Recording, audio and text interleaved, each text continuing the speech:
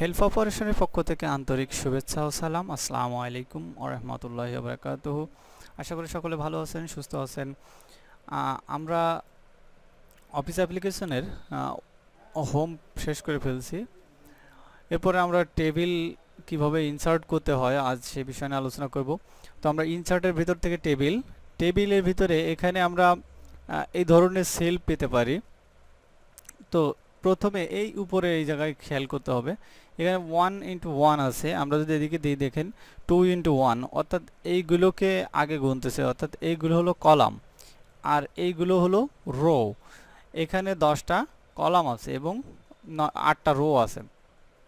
সবগুলোকে যদি আমি সিলেক্ট করি, ওকে করি, এখানে আমাদের 10টা কলাম এবং 8টা রোর একটা টেবিল তৈরি হয়ে গেল।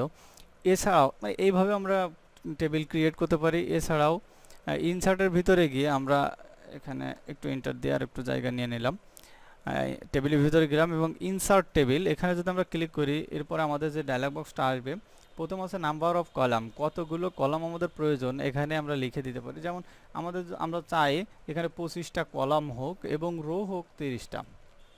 আমরা যদি এভাবে লিখে দিই, রো হবে 30টা এবং কলাম হবে 25টা, তাহলে আমরা এভাবে লিখে দিয়ে আমরা ওকে করব। ওকে করার পর আমাদের টেবিল একটা দিয়ে দেবে, যার রো এর সংখ্যা হবে 30 এবং কলামের সংখ্যা হবে কত দিচ্ছি 25টা। তো এইভাবে আমরা টেবিল ক্রিয়েট করতে পারি।